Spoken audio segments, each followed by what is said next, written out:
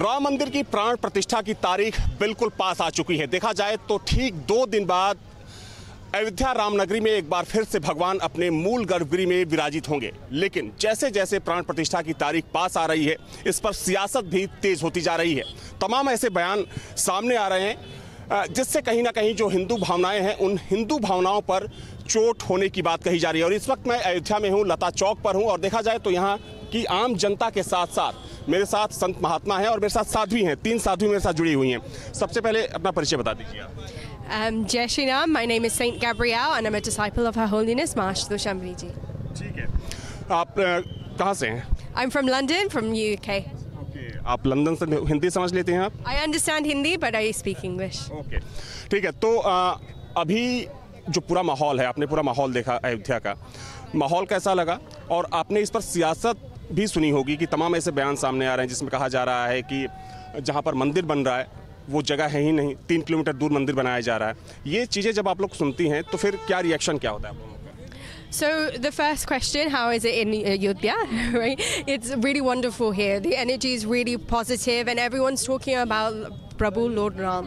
And it's amazing that the topical conversation is about God rather than any other sort of worldly things. So it's really beautiful here in Ayodhya, and this energy here, that this positivity is being spread throughout all over the world and it's being celebrated. And regarding your second question about people arguing about the temple, etc., my main thing I want to say is there's a saying in English, if you're not a part of the solution, then you are part of the problem.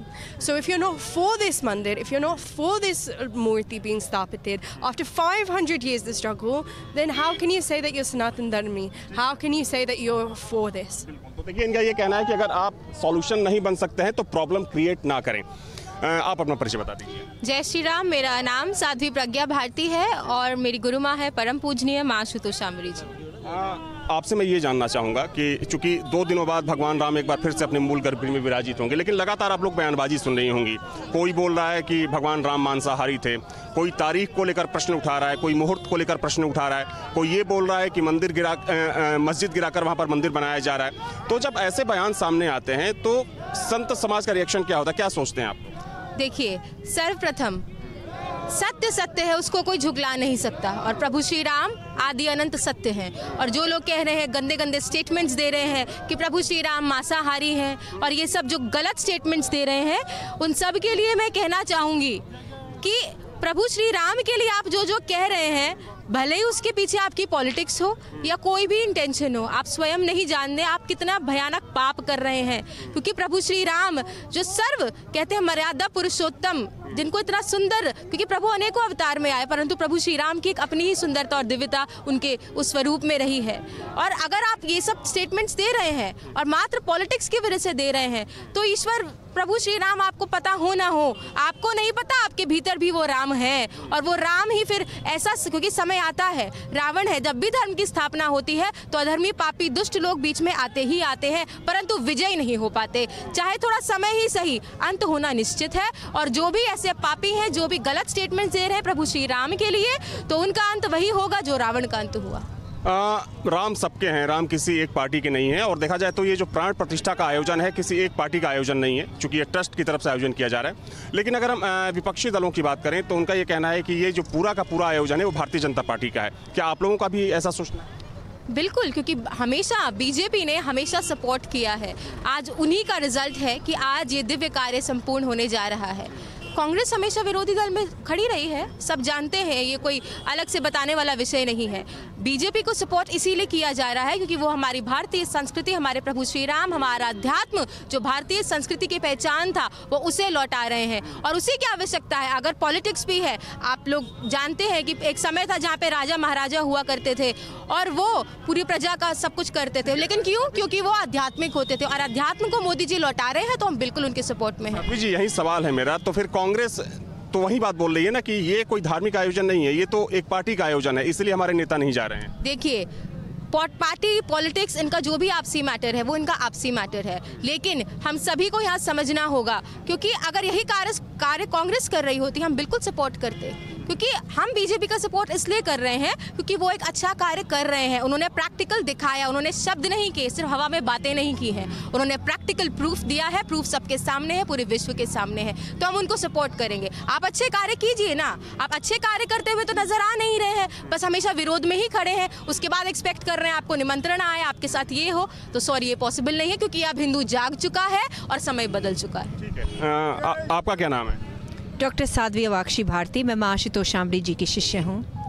जो सियासत हो रही है राम पर, अयोध्या पर, प्राण प्रतिष्ठा पर, क्या लगता है कि किसको प्रभावित करने के लिए ये सारी चीज़ें चल रही हैं? और आपके हिसाब से जो पूरा का पूरा घटनाक्रम अभी का है, आपको क्या लगता है कि आने वाले समय में जो बाद के घटनाक्रम होंगे, अभी का घटनाक्रम उनको कितना प्रभावित करने वाला है?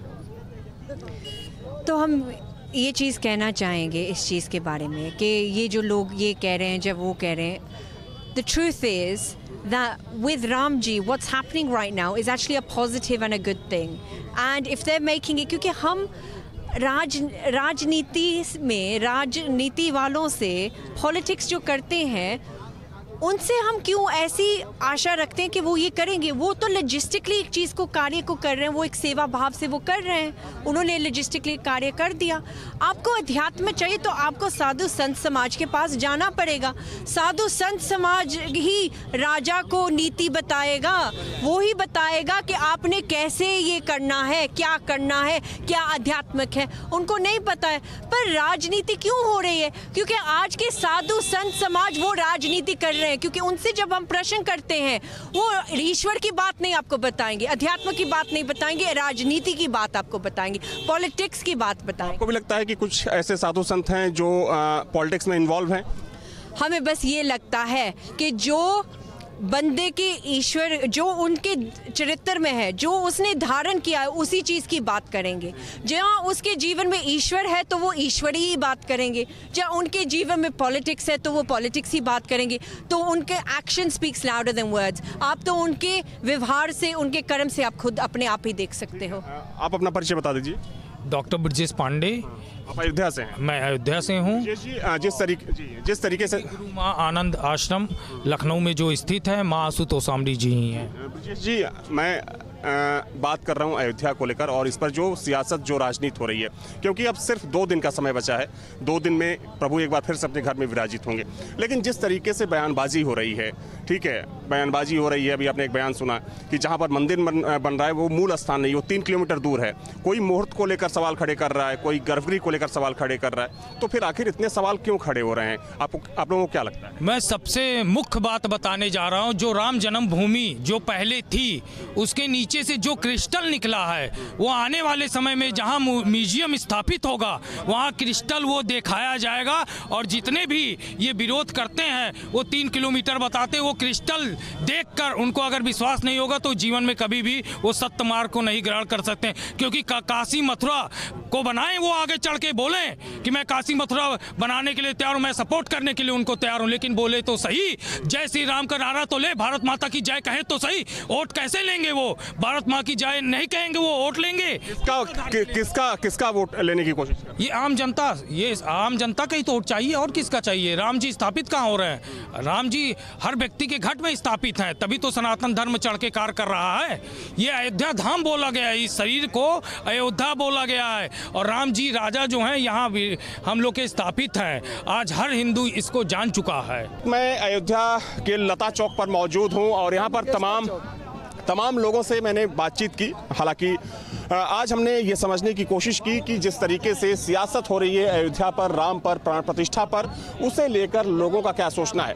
लेकिन ये सच है कि प्राण प्रतिष्ठा से पहले, चूंकि जब मंदिर आंदोलन अपने चरम पर था, तो राजनीति तो खूब हुई, लेकिन सुप्रीम कोर्ट का फैसला आने के बाद ये लगा कि हो सकता है कि अब आगे राम पर राजनीति ना हो। लेकिन ये सच है कि प्राण प्रतिष्ठा से पहले भी एक बार फिर से राम और अयोध्या पर सियासत जारी है। तो सियासी चौक में आज हम पहुंचे हैं प्रयागराज में विश्व हिंदू परिषद के कार्यालय पर, जहां हमारे साथ कार सेवा करने वाले तमाम कार सेवक भी मौजूद हैं और आम लोग भी मौजूद हैं और उनसे समझेंगे कि शिवपाल यादव के इस बयान का क्या मतलब है। तो आप देख सकते हैं कि यहाँ पर भी माहौल जो है वो राममय हो गया है और राम धुन में तमाम जो कार सेवक हैं वो एक तरह से मस्त हैं। उनसे बात करेंगे। सबसे पहले आपसे बात करना चाहेंगे, शिवपाल यादव ने जो बयान दिया है कि कार सेवकों पर गोली चलाना संविधान की रक्षा के लिए ज़रूरी था, तो आप क्या समझते हैं, क्या उनका ये बयान जो है ऐसे समय में जब भगवान राम की प्राण प्रतिष्ठा होने जा रही है कितना जायज़ है? शिवपाल यादव जी का जो भी मन है और जो भी वो बोल रहे हैं उसमें ज़मीन आसमान का फ़र्क है। पहली चीज़ तो वो राम को मानते हैं और दूसरी तरफ राम के ही कार सेवकों को गोली मारने को जायज़ ठहराते हैं। ये कहाँ तक सही है? और इस तरह से अगर ये भाषा बोलते रहेंगे, जिस तरह से इनकी पार्टी की हालत हो रही है, धीरे धीरे और बुरी हालत में पहुंचते जाएंगे। चाहे ये जितना भी हिंदू को दबाने की कोशिश करे, उतना हिंदू आगे बढ़ चढ़ के हिस्सा लेगा। और जय श्री राम। आप कार सेवा से जुड़े रहे हैं, आप कार सेवा में थे उस समय जब गोली चली थी? कार सेवा में तो मैं नहीं था, लेकिन मैं प्रयागराज में था जी।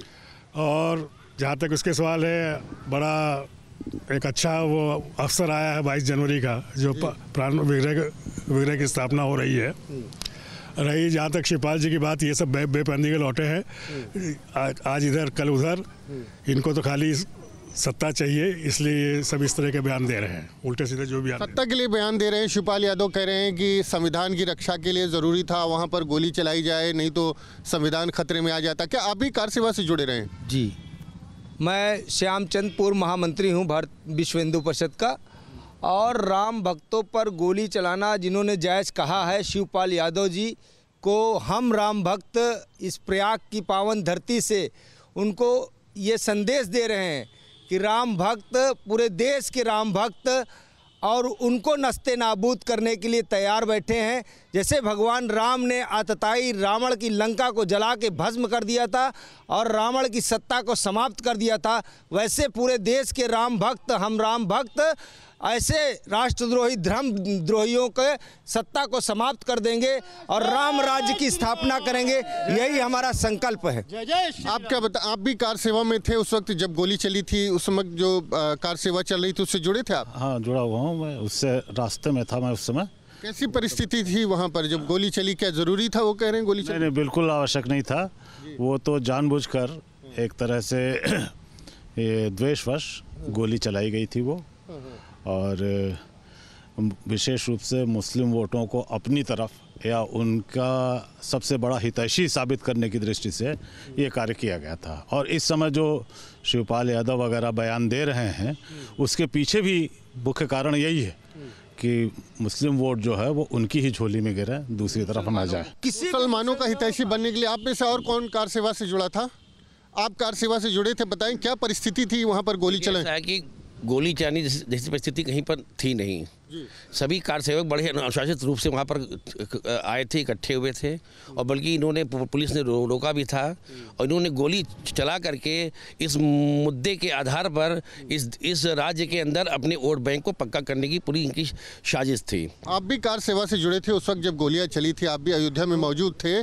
क्या परिस्थिति थी? क्या गोली चलाना आपको लगता हुआ ज़रूरी था संविधान की रक्षा के लिए? शिवपाल यादव जैसा कह रहे हैं। देखिए, एक बात तो मेरी ये है कि राम मंदिर का जो निर्माण हो रहा है वो इस देश से राजनीतिक और सामाजिक गुलामी जो है वो उसका अंत हो गया और हिंदू राष्ट्र और हिंदू चेतना जो है उभर करके सामने आई है। जो एक हम लोगों की एक कोशिश और थी, विश्व गुरु तो हम लोग थे ही, विश्व शक्ति बनने की, उधर भी एक बहुत बड़ा काम मोदी जी ने किया है।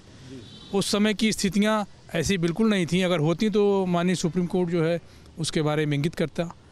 आप क्या कहेंगे जो बयान दे रहे हैं शिवपाल यादव, क्या लगता है राजनीतिक बयान है या फिर जी देखिए, ये पूरी मुस्लिम तुष्टीकरण की राजनीति है। उस समय भी मुस्लिम कहीं ना जाए, इनके साथ में रहें, और आज भी ये इनकी पूरी कोशिश है अपनी सरकार को फिर से सत्ता में लाने के लिए और माफियावाद, गुंडावाद, परिवारवाद चलाने के लिए भरपूर कोशिश कर रहे हैं। लेकिन प्रदेश की जनता, देश की जनता, पूरे राम भक्त इस बात को जान गए हैं कि ये उनकी पूरी राजनीति होती है, या ये राष्ट्र के लिए करते हैं, ना ये प्रदेश के वेलफेयर के लिए करते हैं, टोटल परिवारवाद के लिए। सियासी बयान है, आपको भी क्या लगता है सियासी बयान? आप बताएंगे? जी, सियासी बयान है और ये शिवपाल जी जो ये कह रहे हैं कि संविधान बचाने के लिए उन्होंने गोली चलवाई, यह सरासर गलत है। निहत्थे कार सेवक अपने अनुशासन के रूप से चल रहे थे। अगर वह चाहते तो वह लोगों को पुलिस द्वारा रोक सकते थे और अच्छे से जो है नियम का पालन करा सकते। गोली चलाना ये एक अत्याचारी का निशानी है और उन्होंने दूसरे धर्म को खुश करने के लिए और वोट बैंक के लिए उन्होंने गोलियां चलवाई थी। जी, आपको क्या लगता है जो गोली चलाई गई? गोली जो चलाया गया है, जो हमारे कार्यकर्ता थे, इसी प्रयाग से माननीय अशोक सिंघल जी के नेतृत्व में, ठाकुर गुरजन सिंह क्षेत्र संगठन मंत्री के नेतृत्व में सब कार सेवा यही से नियंत्रण हो रहा था। यहीं के लोग प्रयाग के ही गुरजन सिंह जो क्षेत्र संगठन मंत्री से कर रहे थे। और जहाँ ये लोग गोली चलाए हैं दिगंबर अखाड़ा, वो जो गली है बहुत शांत प्रिय गली थी, उसमें कार सेवक शांति से जा रहे थे दिगंबर आश्रम, दिगंबर अखाड़ा से। और ये जो बीच वाली जो है हनुमानगढ़ी का है, उसी बीच में वाले गली में लोग गोली से जो है निहत्थे कार से, वो पतली सकरी गली थी, उसमें जो है गोली चलाए थे। जो है आप थे वहाँ पर, मौजूद थे? हम लोग वहाँ व्यवस्था में थे। जो है तो जो समाजवादी पार्टी का वोट बैंक है माई यानी मुस्लिम यादव को, उसको बचाने के लिए ये गोलियाँ चलाई गई। जहाँ पर गोली चलाई गई वहाँ से राम मंदिर और हनुमानगढ़ी 500-1000 मीटर की दूरी पे था। कोई भी ऐसी घटना दुर्घटना वहाँ नहीं होने वाली थी जहाँ पर गोली चलाना विवशता हो गई थी उनकी। वो जानबूझकर घिरी हुई गली के अंदर गोली चलाई गई कि कोई भाग न सके, और एक मारने के बाद, हत्या करने के बाद, गोली चलाने के बाद ऐसे सरियों में उठाकर फेंक दिया गया। सरियों का पानी लाल हो गया। कार्यकर्ता और राम भक्तों का, कार सेवकों की बोरी में बांध कर डुबो दिया गया सरियों में। उनके परिवार के लोग उनके बच्चों को पा नहीं सके वापस, जो राम भक्त कार सेवक अयोध्या गए थे। ऐसी झूठी गंदी राजनीति करने वालों का भगवान राम स्वयं सर्वनाश कर देंगे। इनका सर्वनाश हो रहा है, सर्वनाश होगा और सर्वनाश हम आगे कर देंगे। तो गोली चलाने के बावजूद आज राम मंदिर की प्राण प्रतिष्ठा हो रही है, तो बौखलाहट क्या लगता है आपको? ये मैं आपको अगर सच बताऊं, अगर आज समाजवादी पार्टी की सरकार उत्तर प्रदेश में होती तो आज फिर राम भक्तों पे गोली चलती और फिर सरयू लाल होती। लेकिन आज महाराज जी की सरकार है, आज हिंदूवादी सरकार है, आज राष्ट्रवादी सरकार है। इसलिए इनके ये तकलीफ है कि ये कैसे विकास हो रहा है, कैसे आज हिंदू और राष्ट्र अपने परम वैभव को पा रहा है। ये इनकी तकलीफ है कि इनको मालूम है कि इनका भविष्य में भी इनका कुछ नहीं होना। राष्ट्र का एक एक बच्चा जान रहा है कि ये राष्ट्र सही दिशा में जा रहा है। इसलिए इनकी तकलीफ है, इनकी बौखलाहट है जो इनको निकल रही है, इनके जुबान से रुक नहीं। चाहे स्वामी प्रसाद मौर्य जी हो, चाहे अखिलेश यादव जी हो, और चाहे इनके चाचा शिवपाल यादव जी हो। तो ज़्यादातर लोग जो यहाँ मौजूद हैं, वीएचपी कार्यालय है ये प्रयागराज का है, यहाँ संघ और वीएचपी के तमाम कार्यकर्ता मौजूद हैं। सबका ये मानना है कि इस तरह की बयानबाजी सियासी मकसद से की जा रही है और कहीं ना कहीं जो मुस्लिम वोट बैंक है वो हमारा जो है इंटैक्ट रहे, वो ना टूटे। इस लिहाज से इस तरह की लगातार समाजवादी पार्टी की तरफ से बयानबाजी की जा रही है। हालांकि जिस तरह का माहौल है, पूरा देश राममय हो चुका है। 22 तारीख को भगवान राम की प्रतिमा की प्राण प्रतिष्ठा होने जा रही है और ऐसे में इस तरह का बयान देना निराशाजनक है। प्रयागराज से वीडियो जर्नलिस्ट विजेंद्र के साथ मानवेंद्र प्रताप सिंह, न्यूज़ स्टेट, उत्तर प्रदेश।